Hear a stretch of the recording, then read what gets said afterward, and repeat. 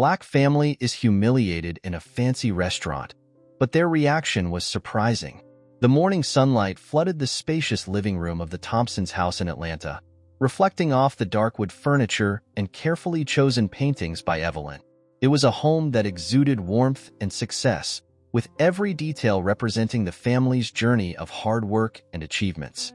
Robert Thompson, a 52-year-old man with a commanding presence and a warm smile, stood in the center of the room, chatting animatedly with his wife Evelyn, an elegant 50-year-old woman. Their children, David, 26, and Julia, 24, were in the kitchen preparing a special breakfast for their father's birthday. Little did they know, the day's celebration would take a shocking turn, testing their resilience and unity as a family. "I can hardly believe I'm turning 52, Robert said, laughing as he watched Evelyn straighten his tie. "You're aging like fine wine, dear," Evelyn replied with a loving smile. "Tonight, we'll have a memorable celebration at Le Grand Lux.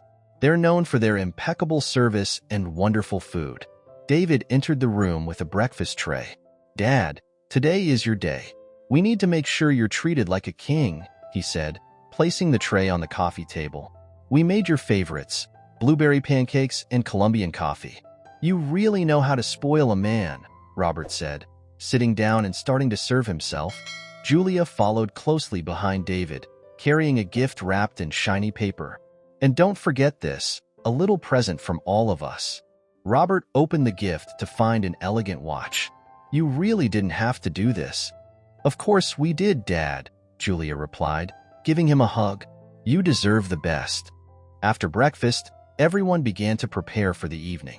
Evelyn spent a good part of the afternoon choosing the perfect outfit, an elegant black dress that matched perfectly with her silver accessories.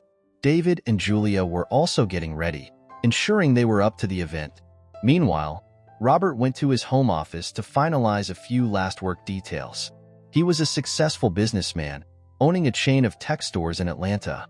Dedication to his work was one of the reasons he could provide a comfortable life for his family. Evelyn walked into the office and found him immersed in papers. "Robert, you're not going to work on your birthday, are you?"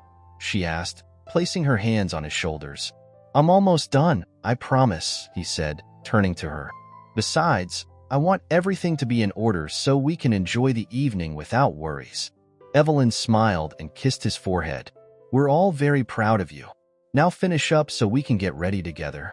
As night fell, the family was ready. They were excited and eager for the celebration at Le Grand Lux, one of the most sophisticated restaurants in Atlanta. For the Thompsons, this was a night of celebration, not just of Robert's birthday, but also of their achievements and family unity. "Let's make tonight one of the best of our lives," Robert said as everyone left the house and got into the car. "Absolutely, Dad," David replied, starting the car. "Today is about celebrating you and everything we've achieved together." The drive to the restaurant was filled with laughter and lively conversation, each sharing their expectations for the night. Little did they know, the evening would soon take an unexpected turn that would test their resilience and unity as a family. The night was clear and cold as the Thompson family arrived at Le Grand Lux. The elegant building, illuminated by soft lights, exuded an air of exclusivity. The valet opened the car doors, and Robert, Evelyn, David, and Julia stepped out, admiring the place. "This place is even more impressive than I imagined," Evelyn remarked, holding Robert's arm. "It really is," Robert agreed, smiling at his wife. "Tonight, we're going to enjoy the best Atlanta has to offer." The family entered the restaurant, where they were greeted by an impeccably dressed host. "Welcome to Le Grand Lux," the host said with a polished smile. "Do you have a reservation?" "Yes, we have a reservation under Thompson," David replied. The host quickly checked the computer. "Of course, Mr. Thompson. Please follow me." As they walked through the restaurant, the family couldn't help but notice the opulent decor. Crystal chandeliers, impeccably set tables, and an ambience of sophistication. They were led to a table near a window with a stunning view of the illuminated city. "This place is truly spectacular," Julia commented, looking around. "I knew you'd love it, Julia," Robert replied, settling into his chair. "I think we made a great choice." A waiter approached to take their drink orders. "Good evening. I'm Carlos, your waiter tonight." Would you like to start with some drinks? Yes, please, Evelyn said. I'd like a glass of red wine. And I'll have a glass of champagne to start the night, Robert added. I'd like a mocktail, please, Julia requested. I'll have a bourbon, David completed. Perfect, Carlos said, noting the orders. I'll be right back with your drinks. The family began to examine the menu, discussing their options. What do you think about ordering some appetizers to start? David suggested. The beef carpaccio looks delicious. Great idea, Evelyn agreed. And maybe the tuna tartare as well. As they waited for their drinks and appetizers, the conversation flowed naturally, filled with laughter and memories. The restaurant's cozy atmosphere added to the sense of celebration. The drinks arrived, and Carlos stepped back, leaving the family to continue their evening. A toast to the best dad in the world, Julia said, raising her glass. And the most incredible husband, Evelyn added. And the man who taught us everything about hard work and resilience, David completed. Robert smiled, touched. Thank you, my family. You are my greatest gift. Cheers. Cheers, everyone responded, clinking their glasses and taking a sip of their drinks. Meanwhile, across the room, a man was watching the Thompson family with a look of disdain. His name was Richard, a 45-year-old white businessman known for his outdated and prejudiced views. What a ridiculous scene, Richard muttered to his wife. A family like that doesn't belong in a place like this. Richard, don't start, his wife responded, visibly uncomfortable. They belong in the fields, not here, Richard continued, ignoring his wife's disapproval. Back at the Thompsons' table, the appetizers arrived, and the family continued to enjoy their night, oblivious to Richard's hostile presence. Little did they know, what started as a night of celebration would soon turn into a test of their strength and unity. The evening remained peaceful at Le Grand Lux. The Thompsons' dinner was going wonderfully, full of laughter and lively conversation. Robert felt more than happy, surrounded by his loved ones in such a special setting. Dad, do you remember that trip we took to the mountains a few years ago? David asked, laughing. The time we almost got stuck in the snow? How could I forget? Robert replied, laughing. It was quite an adventure. As the family laughed and shared stories, Richard stood up from his table, leaving his wife uncomfortably alone. He walked toward the Thompsons' table, a look of contempt on his face. Sorry to interrupt, Richard began, his voice dripping with arrogance. But do you really think you belong here? The Thompsons' table fell silent, the atmosphere changing instantly. Robert looked up to meet Richard's gaze. Excuse me?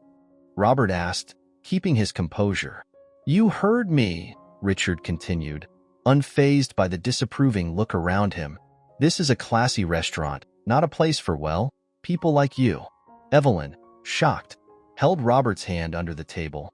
David and Julia exchanged incredulous looks, feeling the anger and sadness build up. People like us? Robert repeated, standing up slowly. Are you suggesting we don't belong here because of the color of our skin? Exactly, Richard said without remorse. You should be somewhere more appropriate, maybe in the fields. The entire restaurant fell into absolute silence. All eyes turned to the unfolding scene. Robert took a deep breath, trying to stay calm. Listen here, Robert began, his voice firm but controlled. My family and I have as much right to be here as anyone else.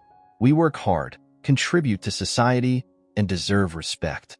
Richard laughed, a cold, disdainful sound. Respect?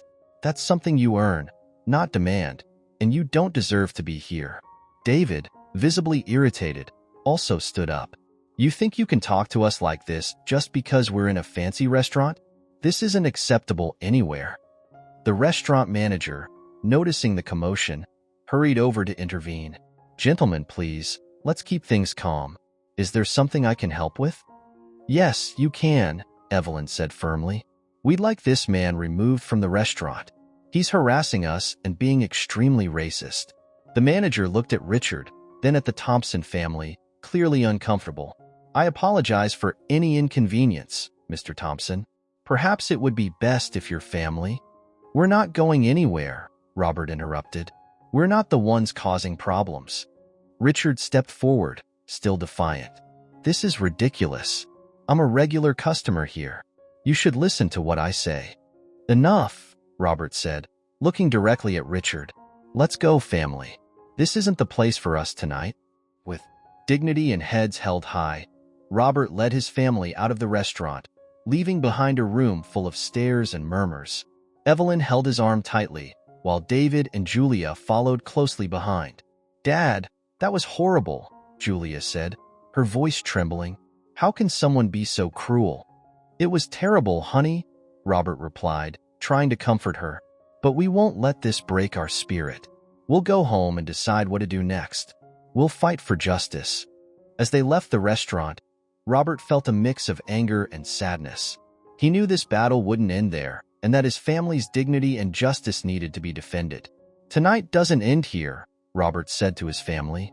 "We'll turn this pain into strength. We'll seek the justice we deserve." The walk out of the restaurant was marked by a heavy silence. Robert, Evelyn, David, and Julia were deeply shaken by the incident, but Robert knew he had to maintain his composure to protect and guide his family. As they moved away from Le Grand Lux, a group of restaurant patrons who had witnessed the incident followed them with looks of solidarity and murmurs of support. Some even came out to offer words of encouragement. "Mr. Thompson," said a middle-aged woman who approached them on the sidewalk, "I saw what happened. It's outrageous. If you need a witness, I'm willing to help." "Thank you," Robert replied, grateful. "We appreciate your offer. We'll need all the support we can get." Evelyn looked at Robert with tear-filled eyes, but also with pride. "You handled that incredibly well, Robert. I don't know if I could have stayed as calm as you did."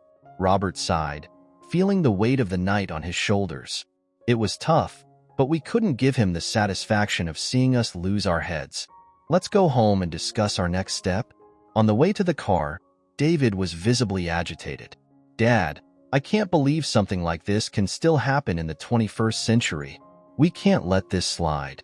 "We won't, son," Robert replied, placing a hand on David's shoulder. "But we need to be strategic. We'll find a lawyer and make sure this doesn't happen to anyone else." Julia, holding her mother's arm, added, "That was the most horrible thing I've ever experienced, but I'm sure we can make a difference by reporting that man and the restaurant." Back in the car, the conversation continued, with each family member expressing their feelings and ideas about how to handle the situation. Robert knew this was a battle they couldn't afford to lose, not just for themselves, but for all the other families facing the same type of discrimination. Once home, Robert gathered the family in the living room. "We'll call Samuel Walker first thing in the morning," he said, referring to the civil rights lawyer. "He'll help us devise a plan of action." Evelyn agreed, still holding Robert's hand.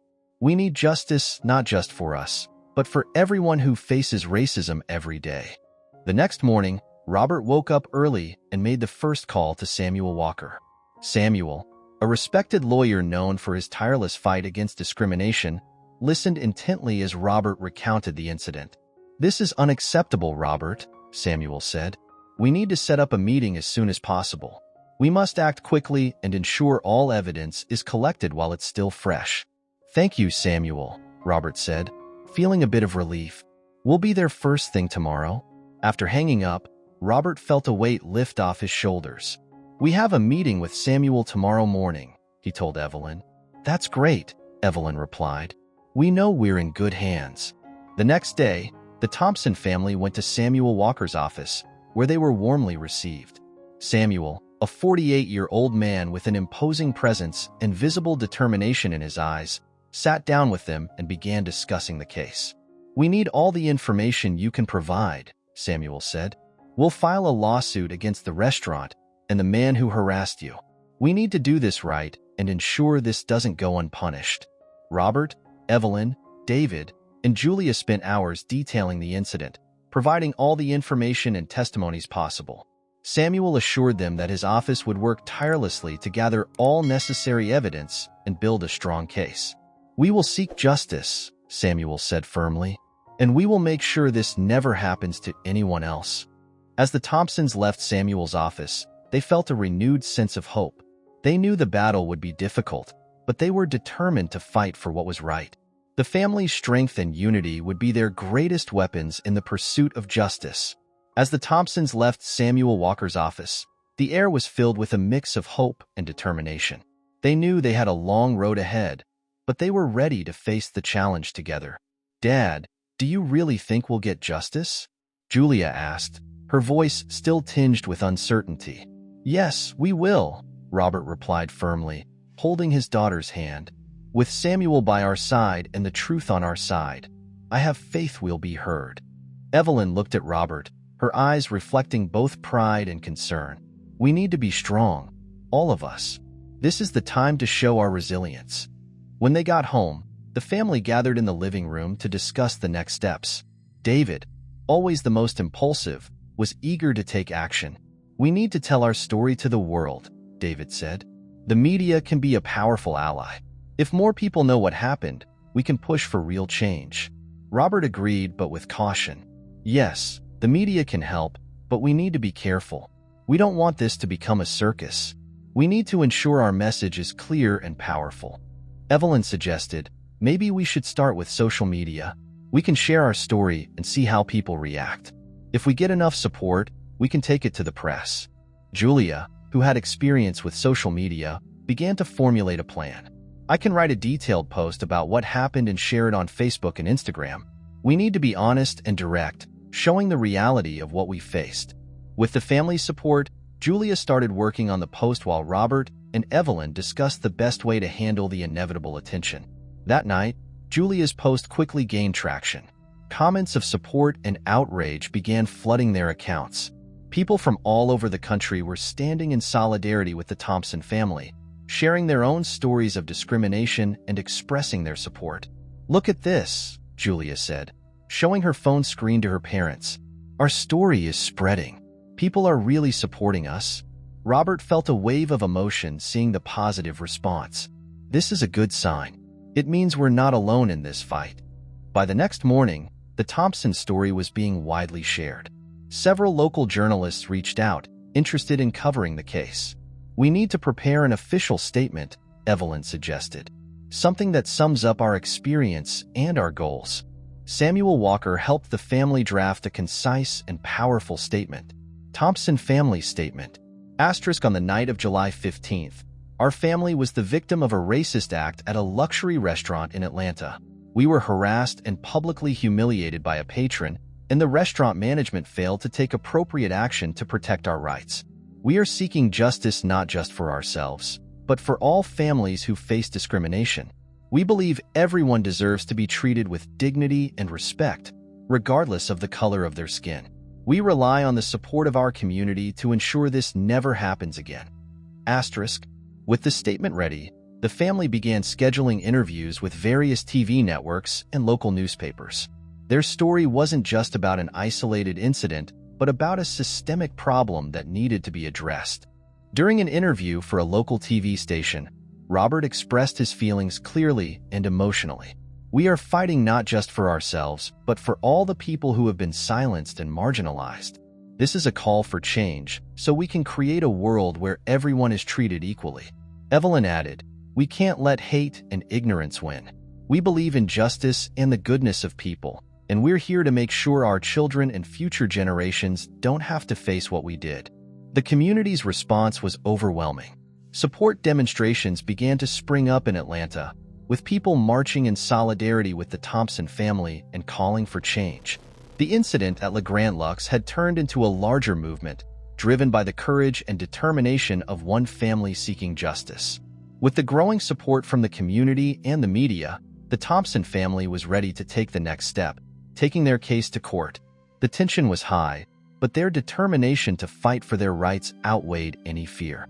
On the morning of the preliminary hearing, the Thompson family prepared to face Richard and the restaurant in court. Robert adjusted his tie, watching his family get ready with a mix of pride and anxiety. "We're ready for this," Robert said, holding Evelyn's hands. "I know it will be tough, but we'll get through it." "Yes, we're all in this together," Evelyn replied, squeezing his hands. "Our truth will prevail." David and Julia were visibly nervous but determined. "Dad, we're going to show everyone that no one can treat us this way," David said, a determined look in his eyes. "Yes, we will, brother," Julia agreed. holding David's arm. "We're doing this not just for us, but for everyone who's been through something similar." Arriving at the courthouse, the family was met by Samuel Walker, who guided them to the courtroom. The lawyer seemed confident and prepared to face the challenge. "Let's stay calm and let the truth speak for itself," Samuel said as they walked down the hall. "We have a strong case." In the courtroom, Richard and his lawyer were already present, as well as representatives from the restaurant. The judge, a middle-aged man with a serious expression, entered the room and the hearing began. Samuel opened the case with a powerful statement detailing the incident at the restaurant and the discrimination faced by the Thompson family. He presented evidence and testimonies, including statements from customers who were present that night. "This is not just about an isolated incident," Samuel said, looking directly at the judge. "It's about a pattern of behavior that cannot be tolerated in our society." Richard's lawyer tried to dismiss the accusations, claiming the incident was a misunderstanding and that Richard had no intention of discriminating. However, the evidence presented by Samuel was compelling. One of the witnesses, the woman who had approached the family on the restaurant sidewalk, gave an emotional testimony. "I was there. I heard everything that was said," she affirmed. "It was clearly an act of racism, and we cannot turn a blind eye to it." During the recess, the Thompson family gathered in the hallway. The tension was palpable, but their determination remained unwavering. "We're doing the right thing," Robert said, hugging his family. "No matter how hard it is, we're fighting for what we believe in." Returning to the courtroom, the judge paused before delivering his verdict. "Based on the evidence presented, it is clear that there was an act of discrimination. This court does not tolerate racism in any form. The Thompson family deserves justice." The judge's decision was a relief for the family. Richard was ordered to pay damages, and the restaurant was required to implement strict anti-discrimination policies. Leaving the courthouse, the Thompson family was greeted by a group of supporters who applauded and held signs of solidarity. Robert, emotional, addressed the crowd. "Today is a day of victory, not just for us, but for everyone who believes in equality and justice," he said. "Our fight doesn't end here. We will continue to stand against hate and ignorance and build a better future for all." Evelyn, standing beside Robert, added, "We are deeply grateful for all the support we've received. This shows that when we come together, we can make a difference." David and Julia also thanked the crowd, reaffirming their commitment to justice and equality.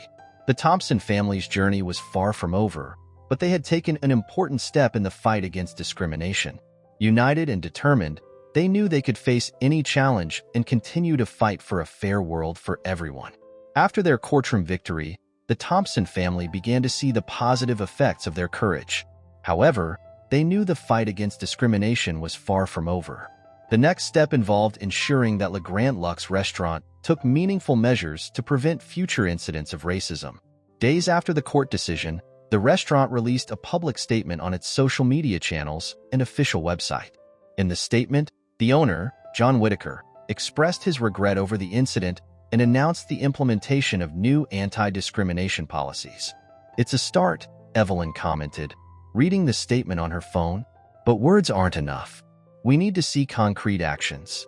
Robert agreed. "Let's meet with them. We need to make sure these policies are truly implemented and not just a PR move to save the restaurant's image."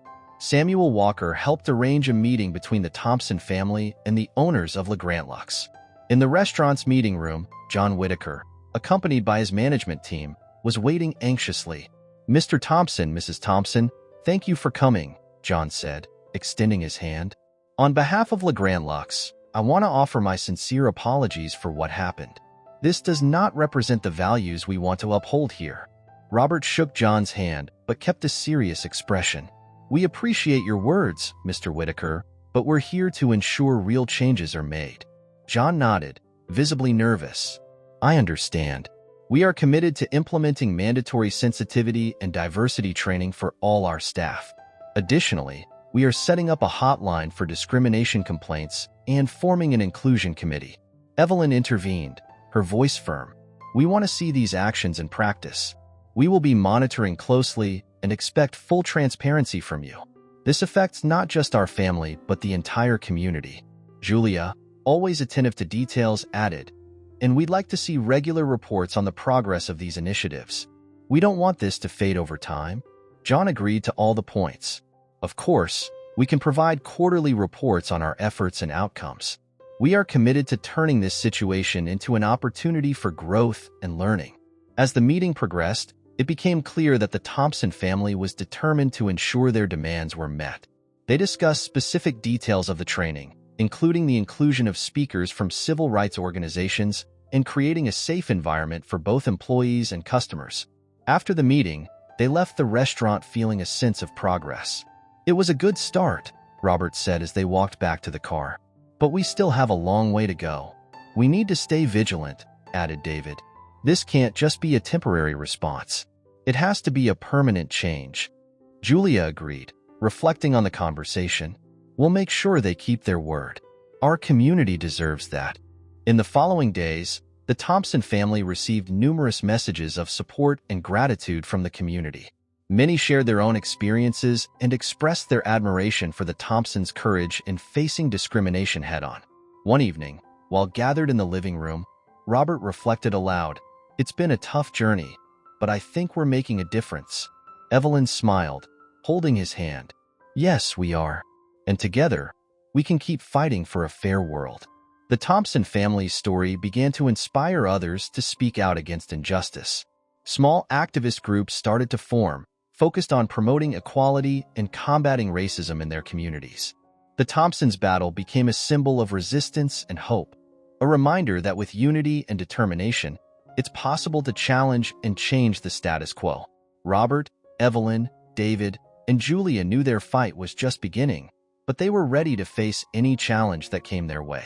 United by love and justice, they would continue to be a powerful force against discrimination, inspiring others to do the same.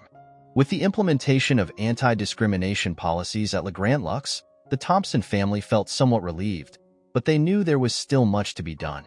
The community continued to look to them as leaders and advocates for justice, and this responsibility motivated them to keep moving forward.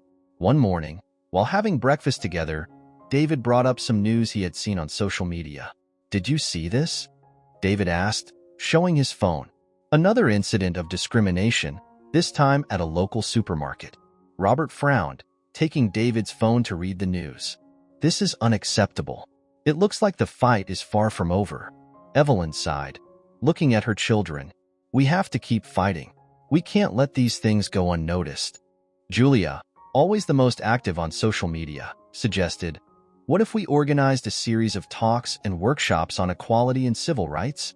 We could bring in activists and experts to speak to the community." Robert nodded. "That's a great idea, Julia. Let's use our platform to educate and empower others." The family began planning the event, which they called Equality and Justice Week. With Samuel Walker's help, they reached out to various activists, educators, and community leaders. The event would be held at a local community center and open to the public. During the organization, Evelyn had an idea to involve LeGrand Lux. "We can invite the restaurant to participate as well," she suggested. "It will show that they are committed to change." Robert agreed. "I'll talk to John Whitaker. If he's truly committed to change, he'll want to get involved." John Whitaker accepted the invitation immediately and committed to sponsoring part of the event, providing meals for the participants. This helped strengthen the collaboration between the Thompson family and the restaurant, showing a joint effort to promote equality.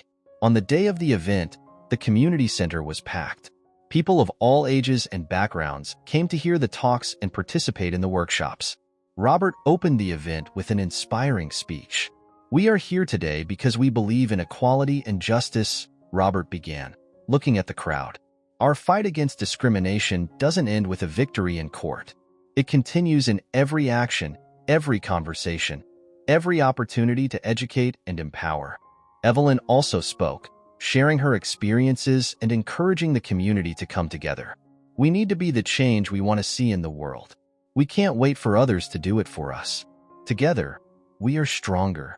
David and Julia led interactive workshops where young people discussed their own experiences and learned about the importance of standing up against racism.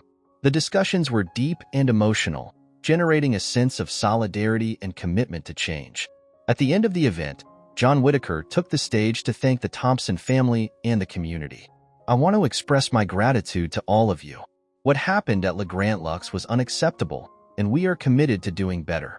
This event is an important step in that direction."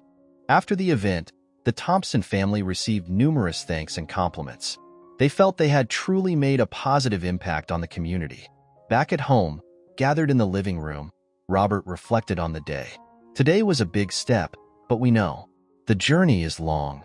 Evelyn smiled, holding his hand. "Yes, but we are ready to keep going. We won't stop until justice and equality are a reality for everyone." David, visibly inspired, added, "We'll keep organizing these events and expand our reach. We need to maintain the momentum." Julia agreed. "Yes, and we can use social media to amplify our message. We have the power to reach many people." With a new challenge in mind, the Thompson family was more united than ever. They knew that the fight against discrimination required persistence and courage, but they were determined to continue. United by justice and love, they would be an unstoppable force, inspiring others to join the cause and building a more equal future for all. The Equality and Justice Week organized by the Thompson family had a significant impact on the community. Social media was flooded with posts about the event, with participants expressing their support and sharing their experiences. The event's success not only boosted the family's morale, but also attracted national media attention. Days later, while the family was gathered in the living room, David received a call from a television producer. "Dad, you won't believe this," he said excitedly. "They want us to give an interview for a national show. They think our story can inspire more people." Robert smiled. "That's amazing, son. Our message can reach even more people." Evelyn, with a sparkle in her eyes, added, "We have to seize this opportunity to show that the fight against discrimination is everyone's fight." During the interview, which was broadcast to millions of viewers, the Thompson family shared their experiences and the journey they had faced since the incident at the restaurant. Robert spoke passionately about the importance of standing up against racism. "We cannot remain silent in the face of injustice," Robert said, looking directly at the camera.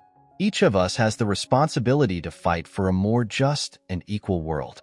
Evelyn highlighted the positive impact the community can have when united. "Our community gave us strength. When we support each other, we can overcome any obstacle." David and Julia also had the chance to talk about the importance of educating the next generation. "We need to teach our young people about equality and respect from an early age," David said. "They are the future." After the interview, the family received a flood of supportive messages. People from all over the country felt inspired by the Thompson story and began sharing their own stories of discrimination and resilience. One evening, while having dinner, Robert brought out a letter he had received in the mail. "We got a letter from a young boy in another city," he said, opening the envelope. He wrote that our story inspired him to stand up against the bullying he was facing at school. Julia smiled, touched. "That's what matters. We're making a difference, one person at a time."